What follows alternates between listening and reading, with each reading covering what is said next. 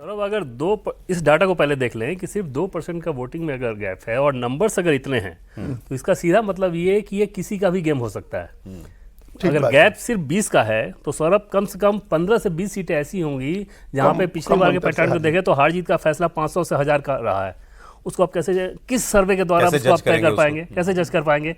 इसका मतलब 30 में से अगर उधर से 10 घट गया तो ये 110 से 120 आप कह रहे हैं कि अगर एक्सिस का डेटा मान लें हम, तो फिर ये आइदर वे जा सकता है। तो एकदम आइदर वे जा सकता है। तब तो एकदम फिंगर क्रॉस करके उस दिन रखना चाहिए, फिर धड़कनें सबकी बढ़ी रहनी चाहिए, दोनों ही पक्षों की, कि किसी के साथ भी ऐसा हो सकता है। नहीं, वोट परसेंटेज भी अगर 41-43 दे रहे हैं, अगर उसमें भी 1% इधर उधर हो गया तो पलट जाएगा। लेकिन ये ध्यान रखिए कि राजस्थान के विधानसभा के चुनाव परिणाम हमेशा लगभग 1-1.5%, 2% पर ही डिसाइड रहे और सरकारें सीटों में गैप काफी होता है। और उसी प्रकार से मध्य प्रदेश का 2013 का चुनाव परिणाम देखेंगे तो लगभग उसी प्रकार से रहा है। वो रहा है। हिमाचल प्रदेश का चुनाव परिणाम हमेशा इसी प्रकार से आता है। तो इसीलिए इस पर भी परिणाम आए हैं और सरकार बनी है। लेकिन अजीत जी के इतनी बात से तो मैं सहमत हूं, मैं मान रहा हूं कि उन्होंने सर्वे किया होगा, लेकिन आजकल डाटा फाइनल आने पर कई बार देने में लोग डरते हैं कि कहीं हमने ये दे दिया और कम हो गई, तो उस एनालिसिस में लोग थोड़ी अपने को बचाने की कोशिश कर लेते हैं, वही गड़बड़ी हो जाती है। देखिए, डाटा जो है वो डाटा में प्लस माइनस नहीं हो सकता है। डाटा है। अगर ठीक से डाटा किया जाए, कुछ क्षेत्रों को ध्यान रख के, तो डाटा एग्जिट पोल तो आप एग्जैक्ट ला सकते हैं, थोड़े बहुत का अंतर हो सकता है। तो मुझे आप ये बताइए ना, फिर आपका रुझान क्या कह रहा है? ये 150 और 70 वाला मामला है या ये है 130 110 वाला?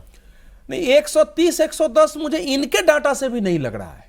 अच्छा, जो जिस प्रकार से ये कास्ट इक्वेशन का वोट बता रहे हैं, जो महिला और पुरुष का वोट ये बता रहे हैं, उन सब को भी देखेंगे, निकाला जाए तो ये फिर 43-41 का मामला उसके आधार पर नहीं है। मैं भी नहीं समझ पाया। हाँ, भाई, शेड्यूल कास्ट में 30% का 20% का गैप, ईबीसी में 25% का गैप, ओबीसी में 45% का गैप, जनरल में 50% का गैप बता रहे हैं। नहीं, तो जनरल कैसे, मतलब सवाल ही नहीं होता। नहीं, देखिए, जनरल की आबादी तो मान लीजिए कम है, तो उसमें 50% के गैप को हम लोग समझे कि बहुत फर्क नहीं आएगा। लेकिन जो दलित की आबादी है तो 20% है, उस 20% का गैप बता रहे हैं। नहीं, 20% आबादी में 20% का गैप, ईबीसी कितना है? 36%। तो ईबीसी में 25%। लेकिन उसमें प्रॉब्लम यह है, इस आंकड़े में देखिएगा कि मुसलमान अलग दिखा रहे होंगे 17%। हाँ, तो ईबीसी का मुसलमान कहां गया? तो चलिए वो 10% उधर कर दीजिए, तो 26% तो है ना ईबीसी। 26% हिंदू ईबीसी है, तो उसमें भी 24% का फर्क है। 24% का अगर फर्क है तो बहुत बड़ा वर्ग है ना, बहुत बड़ा वोटर समूह है। मतलब उस डाटा पे ऐसे नंबर क्यों कह रहा हूं? 24 में नहीं सर, 32% का अंतर है। 32% का अंतर है। इस गैप पे ऐसा नंबर आ ही नहीं सकता। सौरभ, और ध्यान रखना चाहिए कि 2015 में सभी सर्वे गलत हुए थे, सब बीजेपी को जिता रहे थे और बीजेपी क्या करेंगे, वो ध्यान रखना चाहिए। और 2020 में सारे सर्वे एनडीए को हरा रहे थे। जो पोल ऑफ द पोल था वो 109 सीट था एनडीए का। तो इस तरह से वो नहीं, मतलब उसकी बात नहीं करनी है। मतलब हम भी सीख गए हैं, पता है नहीं, मतलब मैं तो कह दूंगा, हम तो सर्वे में पढ़ना ही नहीं चाहते। भाई, अजीत जी जो कह रहे हैं, जो अवधेश जी कह रहे हैं, जो देवेंद्र जी कह रहे हैं, वो बात मानेंगे कि हम भी मानेंगे? वही कह रहे हैं। तो आप, हम लोग जब जो बात इतने दिनों से बैठ के, वो अलग बात है कि आप भी वही कह रहे हैं जो सर्वे कह रहा है। नहीं, हम लोगों ने पहले कहा ना, सर्वे तो कल आए हैं।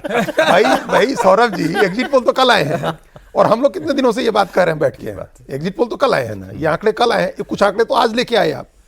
तो और हम लोग इस आंकड़े से के बहुत पहले से हम लोग ये बातें कर रहे हैं। ईबीसी इतना बड़ा वर्ग है, 36% का ईबीसी है, हिंदू 26% है। अगर उसमें 32% का फर्क आप बता रहे हैं, दलित 20% का। आगे बढ़ने से पहले फिर एक बार अपना आप फिर आज ठोक बचा के फाइनल नंबर मुझे दे दीजिए। वोट की बात नहीं करता, मुझे सीट बताइए। लोगों को भी सीट समझ आती है।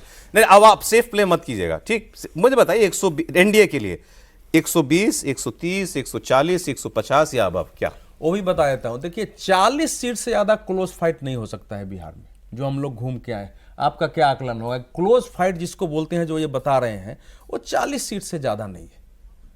200 सीट तो कम से कम है जिसमें क्लोज फाइट मतलब कितने वोट्स? क्लोज का मतलब होता है कि कोई भी बाएं जाने, कितने वोट्स एकदम जो है, दोनों में लड़ाई है, कहीं विद्रोही खड़े हैं। तो पिछली बार 52 सीटें थी, जिनका डिसीजन 5000 से कम वोट से हुआ था। तो ऐसी सीटें आप कह रहे हैं कि 40, 52 में 33 तो एनडीए ने जीती।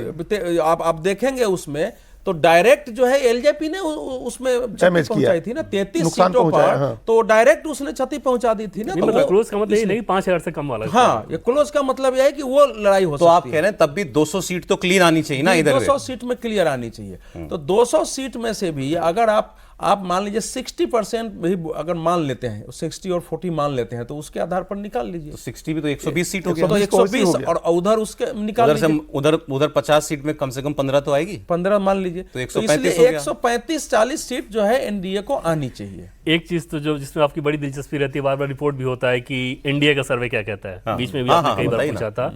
तो वो जो डाटा उनका दिया गया है, उनको मतलब जो सबसे ऑथेंटिक डाटा वो अपने लिए जो मानते हैं, उसमें 140 to 145 ये 100% कंफर्म सीट के तौर पे दिया गया है। ये और सीट 100% कंफर्म वाली है। हाँ, और सीट वाइज दिया गया, वो नाम दे दे के दिया इनके गया। अतिरिक्त क्लोज वाली अलग हैं। इसके अलावा और भी ये बढ़ सकता है, वो महिला वोटर्स का थोड़ा गैप रखा गया है। बाकी 140 to 145 ये डाटा कल रात एनडीए में का अपना दिया डेटा गया है, हाँ, अपना आंकड़ा। जो ये भाई अपना सर्वे जिसे वो कहते हैं। 140 से किसी सूरत में कम नहीं कम होगी। नहीं जाएगा।